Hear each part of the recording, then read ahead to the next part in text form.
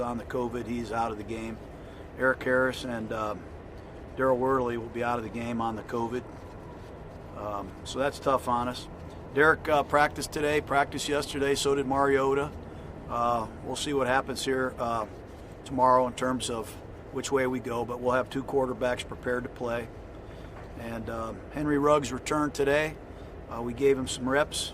He looked pretty good. We'll see how he feels tomorrow, and we're hopeful that perhaps he can be available for the game.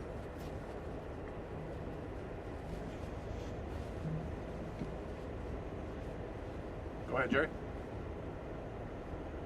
Hey, John, two things. One, quickly, is Greg Olsen going to be back with you this week?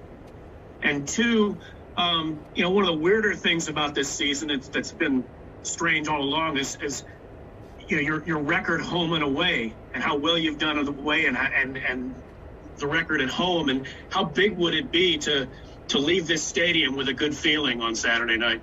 We love our stadium. We love our stadium, and a lot of things have happened to us here in the last month or so. I'm not going to reiterate all those things, but we just love our stadium, man. I can't wait till you guys see it. It's big time. We'd like to win in there.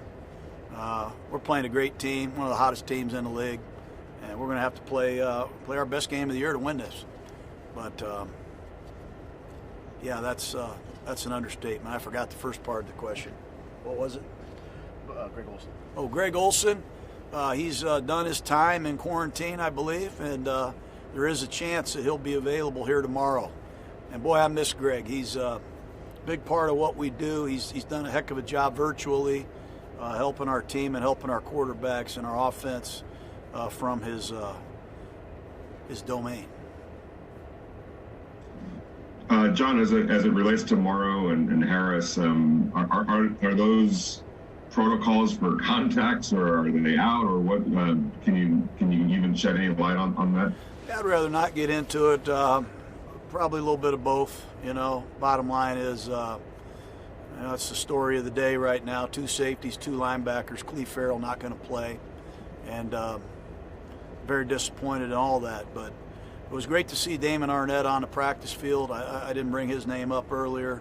John Abram is on the practice field. Malik Collins was back on the practice field. And these are three guys that we need. And we need the other four for sure. And I will also say that our secondary coach, Jim O'Neill, will not be available for the game either for COVID. And Taver Johnson, a very, very good secondary coach, will fill in for Jim. But hard to replace your coaches and your players, and that's the challenge we're up against, and we're looking forward to playing the Dolphins. Looks like we got one more, Kaylin. Hey, John. I'm Kaylin Kaler. I write for the New York Times. I'm writing about Randall Cunningham's role as your team chaplain. So I wanted to ask you a couple questions about that. I know there's not many chaplains out there who can also say they are former NFL MVPs. So what is the benefit of having a guy like that with his playing experience at quarterback and that reputation in the role of your team's spiritual advisor? Yeah, I get teared up thinking of that name. That guy warms my heart. He is special. He has a great way of spreading the Lord's word. He's a great resource, a great friend to all of us. Unfortunately, his best work has been done virtually. We look forward to him getting his hands on this football team and being more tightly associated with us. He's one of the favorite sons here in Las Vegas. And I had a chance to coach him in Philadelphia, and to be reunited with him at this point in life is really cool.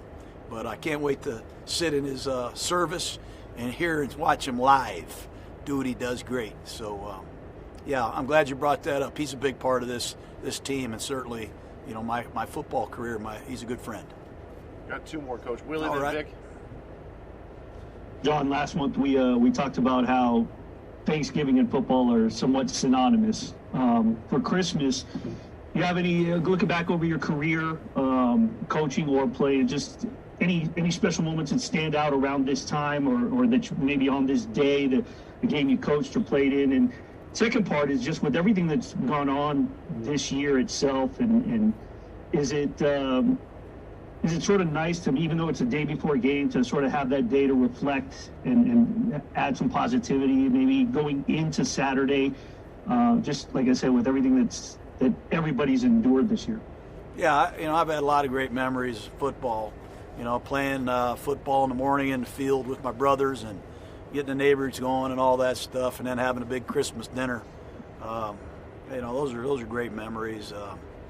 But yeah, to be able to give our players most of tomorrow off the night before the game, where they can be with their families and get right. Everybody needs to get right. It's been a long year for everybody, not just the players and coaches, but their families and their friends and everybody that I know. So hopefully we can all just take a breath, be thankful for what we have and be thankful for what we're going to do when we beat this damn virus. But Merry Christmas to all you guys. Hey, John, Merry Christmas. I want to follow up on Derek and Marcus. Has Derek shown you enough this week, or you still need to see more the next couple of days? Yeah, he showed. He's showed a lot of good things. I'm gonna let the cat out of the bag here. I'm gonna make sure he is okay. I'm gonna make sure that physically he has a chance to wake up in the morning and go through his rehab one more day and do all the things that he needs to do against one of the top defenses that blitzes almost every play. So we gotta do what's right. Mariota, is also performed well. So, like I said, we'll have a quarterback under the center, and we're excited to play a really good football team. All right, guys. Steve, you got one? Yeah, one more, John. Merry Christmas to you and your family, by the way, too. Appreciate a kind word you said to everybody. Just want to confirm, you said you have both Marcus and Derek ready. Just want to make sure that Derek will be active Saturday when you say that. Well, that's my plan right now as I sit here. But again, these groins are funny. You saw what happened last Thursday night.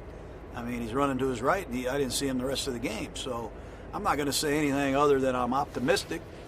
But I'm not, I'm not a mind reader. I just know that he had an injury that caused him to miss the game last week, and I'm respectful of that. He's a tough guy, man. But I'm optimistic he'll be ready to go, yes. Okay, great. Thank you, guys. Thanks.